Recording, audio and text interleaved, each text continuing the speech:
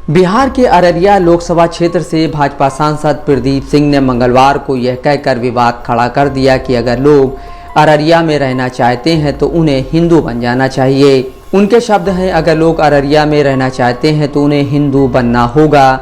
जब शादी करना हो तो ज़रूर जाति जान लेना चाहिए। प्रदीप सिंह ने केंद्रीय मंत्री गिरिराज सिंह के नेतृत्व में निकल रही हिंदू स्वाभिमान यात्रा के दौरान अररिया में एक सभा को संबोधित करते हुए ये बात कही। इसके जवाब में आरजेडी नेता तेजस्वी यादव ने ईंट से ईंट बजाने की चेतावनी दी है। कोई बोलता है कि हम सिख और मुसलमान हैं, हमको हिंदू करने का शर्म है।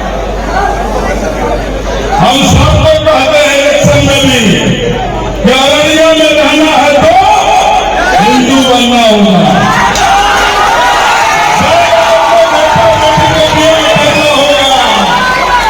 जब बेटा बेटी का ब्याह करना होगा तब जात खोज लीजिएगा, परिवार खोज लीजिएगा, नस्ल खोज लीजिएगा, हड्डी खोज लीजिएगा, खानदान खोज लीजिएगा।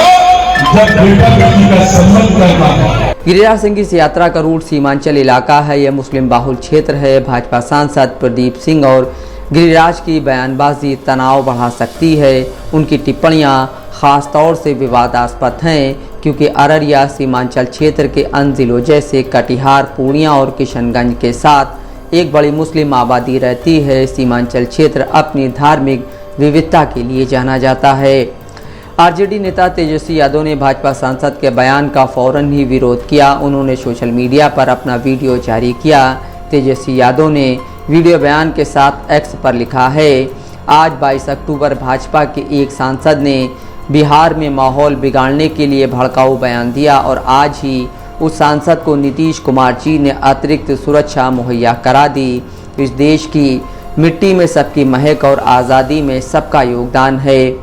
मैं हर एक व्यक्ति को भरोसा दिलाता हूं कि जब तक मेरी सांस है मैं बिहार को सांप्रदायिकता की आग में झोंकने वाले हर एक व्यक्ति के सामने डट कर खड़ा रहूंगा और मुसलमानों की तरफ बुरी नज़र से देखने वालों की ईंट से ईंट बचा देंगे।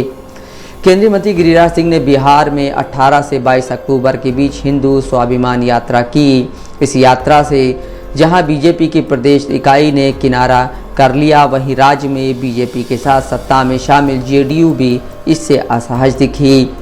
गिरिराज सिंह ने ये यात्रा राज्य के भागलपुर, किशनगंज, कटिहार, पूर्णिया और अररिया में की। इन जिलों को सीमांचल का इलाका कहा जाता है। केंद्रीय मंत्री ने अपनी इस यात्रा के दौरान 19 अक्टूबर को कटिहार में लपथूक और लैंड जिहाद की बात कहने के साथ ही सीमांचल में रोहिंग्या और बांग्लादेशी घुसपैठ का मुद्दा उठाया। गिरिराज सिंह की इस यात्रा पर राज्य की मुख्य विपक्षी पार्टी आरजेडी से लेकर सत्ताधारी पार्टी और बीजेपी की सहयोगी जेडीयू ने भी सवाल उठाए हैं।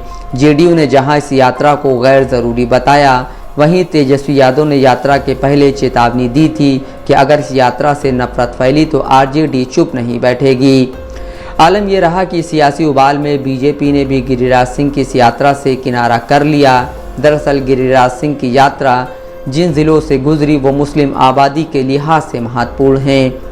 किशनगंज में 68%, कटिहार में 45%, अररिया में 43%, पूर्णिया में 38% और भागलपुर में 18% मुस्लिम आबादी है।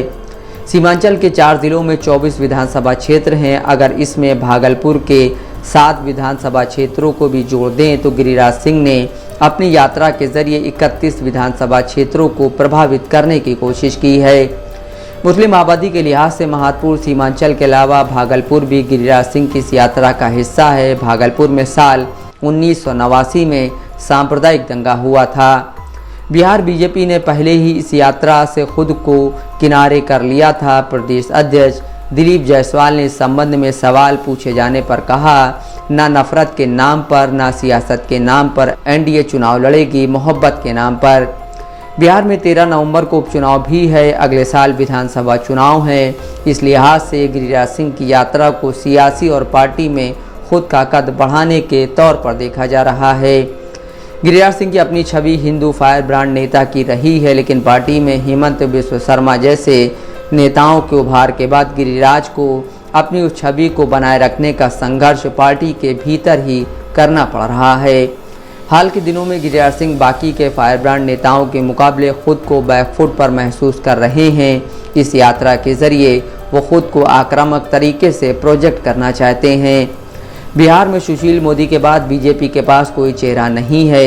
ऐसे में गिरिराज सिंह खुद को लीडर के तौर पर प्रोजेक्ट करना चाहते हैं। Bureau report, Dastak live news.